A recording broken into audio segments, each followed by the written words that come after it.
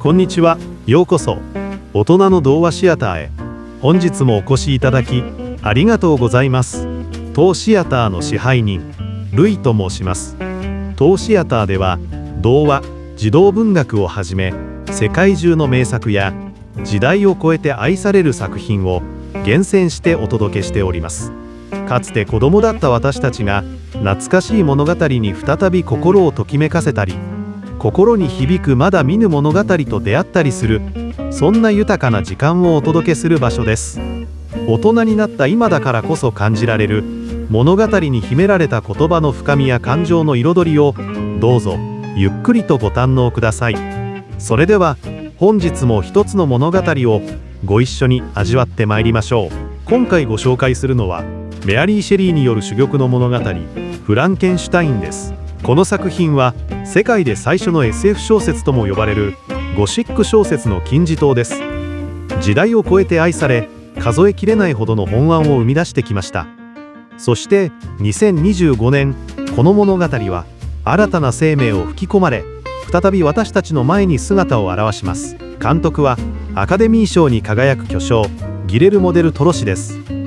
シェイプ・オブ・ウォーターなどで異形のものの悲しみと美しさを描いてきた彼はこの物語の映画化を生涯の夢と語っています。その深い愛情と独特の美学が物語にどんな息吹を与えるのか期待が高まります。2025年8月30日第82回ベネツィア国際映画祭で世界初公開されました。10月17日からの限定劇場公開を経て11月7日にはネットフリックスで全世界に配信されます。それでは物語の世界へ深く潜る前にこの驚くべき作品を生み出した作者と作品が書かれた時代について深くそして鮮やかに触れてまいりましょう。まるで私たちがその時代に降り立ち作者の隣で息遣いを感じられるように。作者であるメアリー・シェリーは1797年にロンドンで生を受けました。彼女の人生そのものがまるで一つの物語のようでした。母はフェミニズムの先駆者、父は急進的な思想家。彼女はまさに時代の変革を願う二人の知性の結晶として生まれたのです。しかしメアリーを産んでわずか10日後、母はこの世を去ってしまいます。母の愛を知らず孤独の中、彼女は父の書斎で知性を磨きました。母の墓の前で文字を学び詩作にふける少女時代を過ごしたのです。やがて16歳で才子ある天才詩人パーシー・シェリーと運命的に出会い恋に落ちます。2人は周囲の猛反対を振り切りヨーロッパへと駆け落ちしました。それは栄光と悲劇が渦巻く激動の日々の幕開けでした。彼女の人生は愛とそして常に死の影と共にあったのです。悲しみも癒えぬ1816年の夏、事件はスイスのレマン湖畔で起こりました。長く続く雨に退屈したバイロン卿がみんなで階段を描こうと提案したのです。その夜メアリーは悪夢を見ます。青白い学生が忌しい人造人間に生命を吹き込む不気味な光景でした。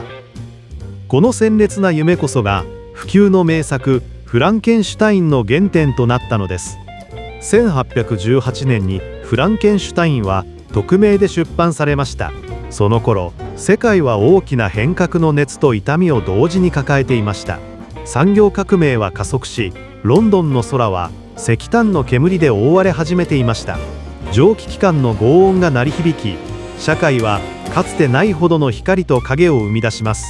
富と貧困、進歩と荒廃がすぐ隣で渦巻いていたのです。長く続いたナポレオン戦争が終わり社会には束の間の平和が訪れます。しかしその裏では革命の理想が色あせ帰還した兵士たちで街はあふれました。一つの時代が終わり次が見えない不安感が人々を覆っていたのです。同時に人々は未知なるものへ熱狂的な憧れを抱いてもいました。北極海航路の発見を目指す探検ブームがまさに起ころうとしていたのです。物語が北極という極限の地で始まりそして終わること、それは偶然ではありません。ビクターの探求心はこの時代の精神そのものだったのかもしれません。科学への期待と不安、社会の混沌、そして未知への挑戦、そんな空気の中で生まれたこの物語はまさに時代の叫びそのものでした。このような作者の人生の深みと作品が生まれた時代の生々しい鼓動を知ること、そうすることで物語に込められた幾重ものメッセージがより一層私たちの魂の奥深くに響いてくるのではないでしょうか。著者の人生や時代の空気を感じていただいたところで、いよいよフランケンシュタインの物語の核心に触れていきましょう。この物語が私たちを誘うのは、生命を作り出した科学者の傲慢と作られたものの絶望的な孤独の世界です。この作品は恐ろしい怪物についての物語ではなく、誰が本当の怪物なのかを問いかけます。愛を渇望し、互いを呪いながら二つの魂が荒野をさまよう悲しい物語なのです。それでは創造主ビクターと名もなき被造物の魂の叫びに耳を傾ける時間といたしましょう。前工場、世界の果て、生命の脈動が凍りつく極北の海。そこは太陽が永遠に地平線をさまよう白夜の静寂か、あるいは全てを飲み込む永劫の闇に支配される場所。砕けた氷がきしむ音だけが巨大な沈黙の合間を縫って響いている。この静止した時間の中を一つの執念がもう一つの絶望を追いかけていた。これは生命の最も深遠な神秘に触れた男と、その手によって虚無から呼び覚まされ愛を求めて世界をさまよったものの終わらない夜の物語である。第1章、氷の海の告白。北極探検隊長ロバート・ウォルトンは栄光への野心と魂を分かち合える友のいない深い孤独を遠い故郷の妹へ宛てた手紙に綴っていた。彼の船が分厚い氷に閉ざされたある日、乗組員たちは信じがたい光景を目撃する。犬ぞりに乗った巨大な人影が水平線の彼方へと走り去っていくのを、そして翌朝彼らはもう一つのソリに乗った衰弱しきった男を発見し、戦場へと救出する。その男ビクター・フランケンシュタインは死の淵にありながらあの巨大な人影の行方だけを熱心に問いかけるのだった。なぜ彼は自らの命よりもあの悪魔と呼ぶ存在の追跡を優先するのか。凍てつく船室でウォルトンという初めて得た友を前に、ビクターは自らの破滅の物語を静かに語り始める。第2章、生命という名の禁断の火花。ビクターの物語はスイス・ジュネーブの陽光あふれる幸福な少年時代から始まる。慈愛に満ちた両親、天使のような義妹エリザベス、そして無二の親友ヘンリー・クレルバル。彼の世界は愛情という名の絹の糸で織られた完璧なタペストリーだった。しかし彼のうちには幼い頃から世界の隠された法則、とりわけ生命の秘密を解き明かしたいという熱烈な渇望が燃えていた。17歳でドイツのインゴルシュタット大学への出発を控えた矢先、彼の幸福な世界に最初の亀裂が入る。エリザベスが症候熱に倒れ、母キャロラインが献身的に看病した結果、娘は回復するも母自身が病に侵されこの世を去ったのだ。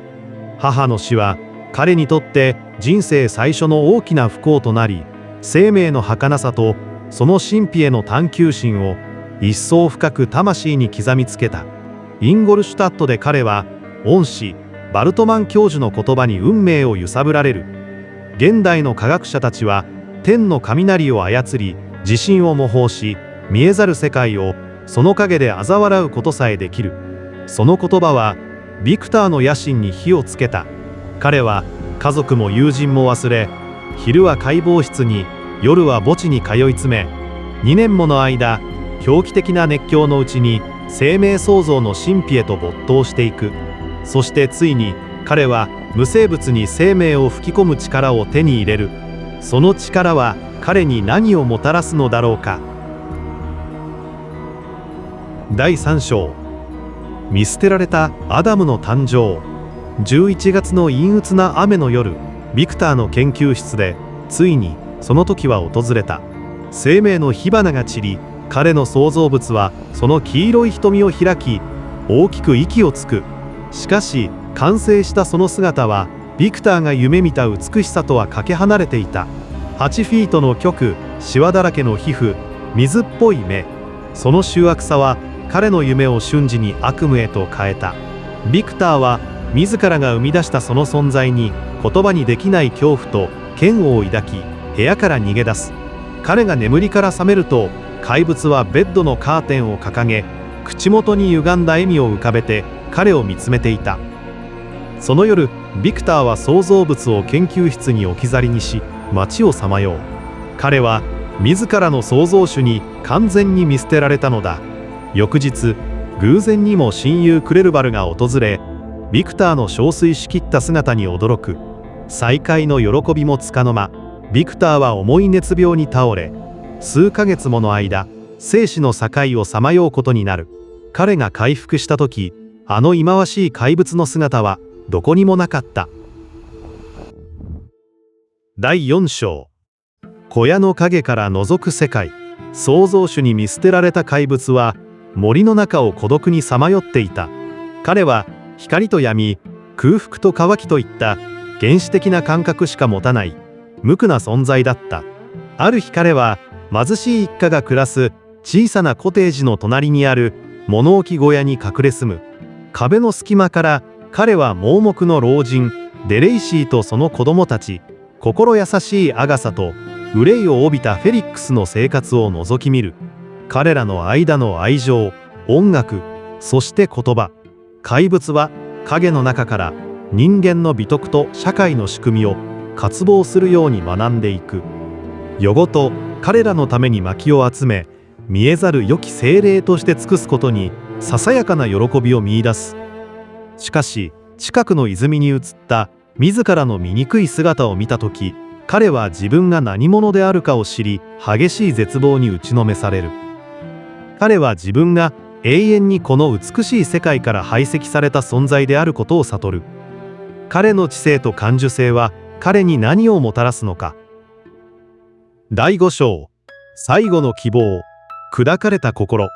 春が訪れ、美しい異邦人サフィーがコテージにやってくる。彼女が一家から言葉を教わるのを、怪物は物置小屋から共に学び、やがて流暢に話せるようになった。彼は森で偶然拾った革カバンから書物を見つけ出す。ボルネーの帝国の廃墟は彼に人類の歴史と社会の愚かさを教え、プルターク英雄伝は高潔な精神への憧れを、若きウェルテルの悩みは深い共感を抱かせた。そしてミルトンの失楽園は彼の魂を最も深く揺さぶった。彼は自身を神に愛されながらも孤独なアダムであり、同時に罪なくして天国から追放された堕天使サタンでもあると感じた。引き裂かれた自己認識に苦しみながらも、彼は一家に受け入れられたいという切なる願いを募らせていく。彼は決心する。子供たちが留守の隙に目の見えないデレイシー老人にだけ会い、自分の善良な心を伝えようと。老人は怪物の声の響きに誠実さを感じ取り、温かく彼を迎え入れる。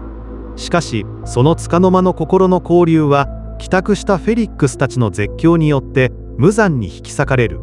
サフィーは逃げ出し、アガサは気を失い、フェリックスは怪物に激しく杖を振り下ろす。愛と優しさを求めた最後の希望は暴力によって完全に砕け散った。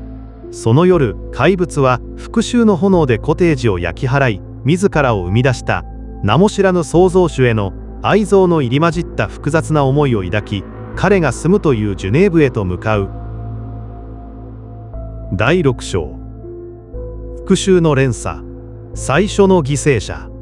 創造主への憎悪を募らせながら旅を続ける怪物は、ある日森で幼い少年と出会う。その無垢さに一瞬心を動かされるが、少年は彼の醜さに叫び声を上げ、恐怖から「話せ、僕のパパはフランケンシュタインさんだ」と叫んだ。その名を耳にした瞬間、怪物の心で何かが切れた。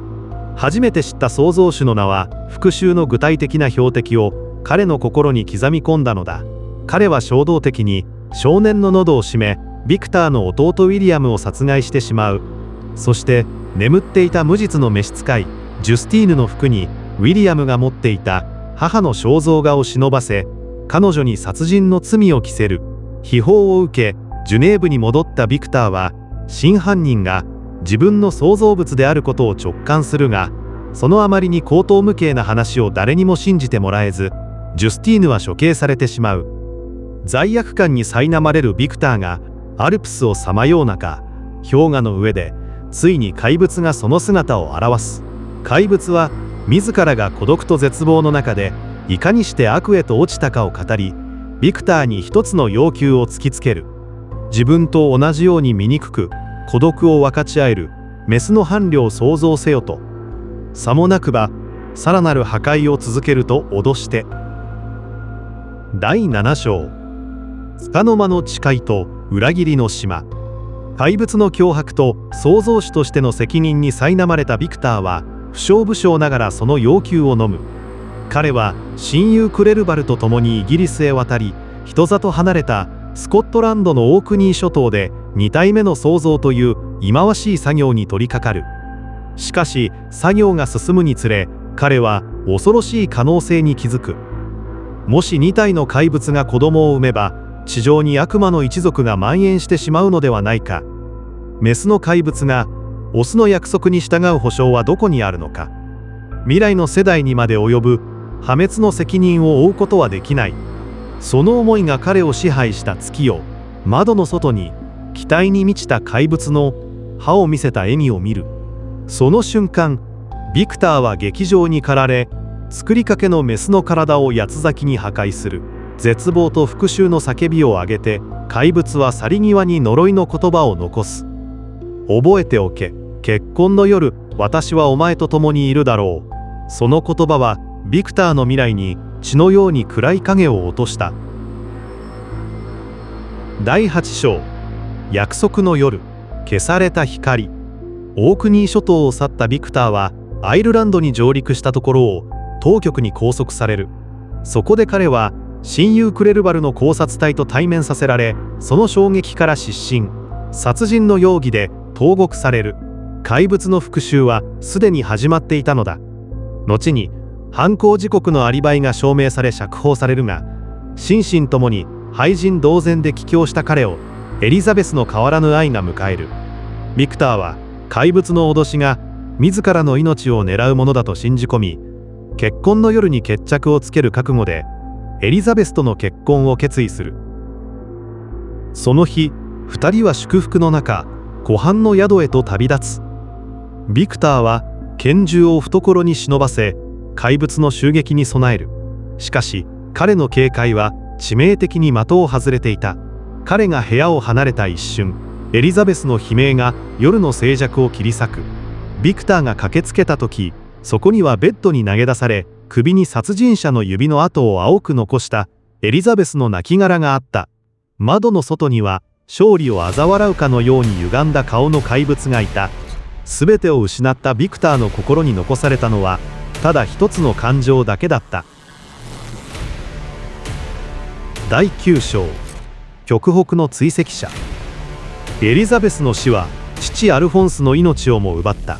家族、友人、愛する人すべてを失ったビクターは生きる目的をただ一つ、怪物の破壊に見出す。彼の復讐の旅が始まった。スイスから地中海、ロシアの広大な荒野、そして凍てつく北極海へ。怪物は時に挑発的な痕跡を残しながらビクターを世界の果てへと誘う。この狂気じみた追跡の果てにビクターはウォルトンの船に救出され、彼の物語を語り終える。彼はウォルトンに復讐の完遂を託し、静かに息を引き取った。その夜、ビクターの亡骸が横たわる船室にあの巨大な影が現れる。創造主の死を前に怪物は初めてその苦悩と後悔を吐露する。彼の犯した罪は彼自身に最も深い傷を負わせていた。彼は自らの罪を清算するため最も北の果てで自らを仮想に付すと宣言し、ウォルトンの前から氷の海へと飛び降り、永遠の闇と距離の中へと消えていった。ウォルトンの船は氷から解放されるが、彼の心は変わっていた。乗組員たちの願いを受け入れ、彼は栄光への野心を捨て、静かに舵を南へと切る。ビクターの物語は、一人の男の破滅を救い、彼の船を故郷へと導いたのだ。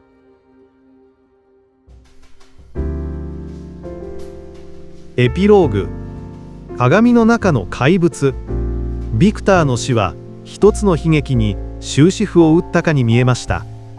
しかし闇へと消えた彼の創造物の魂は死によって真の安らぎを得られたのでしょうか。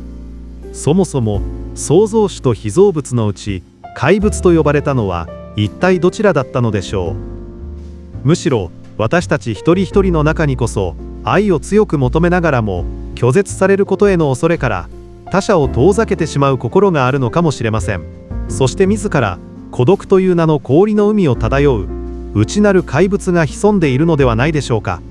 知識への探求が倫理という羅針盤を見失った時、その旅路は一体どこへ行き着くのか。幸いにもウォルトンは引き返しました。翻って私たちはどこで引き返すことを学ぶべきなのでしょうか。もしあなたの前に理解を超えた存在が現れたなら、その外見に惑わされず、奥にある声にほんの少しだけ耳を澄ませてみてください。なぜならそれこそが新たな悲劇の連鎖を断ち切る最初の、そして最も重要な一歩になるかもしれないからです。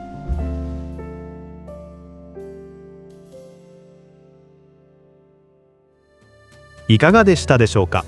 メアリー・シェリーが紡いだフランケンシュタインは読むたびに新たな発見があり、人生のさまざまな段階で異なる響き方をする深く、そして悲しい物語です。 AI や遺伝子技術が発展する現代だからこそ、この物語が静かに語りかける創造主の責任という問いは、私たちの心の道しるべとなるかもしれません。あなたにとってこの物語で描かれる本当の怪物とはどのような存在に映るでしょうか。そしてこの物語からどのような孤独の痛みを受け取りましたか。よろしければぜひコメント欄であなたの感想や思いをお聞かせください。もしまだこの物語を手に取ったことがないという方は、ぜひ一度読んでみてください。きっとあなたの心に深く響く何かが見つかるはずです。すでに読んだことがある方も、大人になった今再読することでかつては見えなかった宝物のような言葉に出会えるかもしれません。大人の童話シアターではこれからも時代を超えて人々の心を魅了する物語の中から、大人になった今だからこそ深く心に響く珠玉の作品をお届けしてまいります。ぜひチャンネル登録・高評価をいただけましたら大変励みになります。それではまた次回の物語でお目にかかれることを心より楽しみにしております。本日もご視聴いただきまして誠にありがとうございました。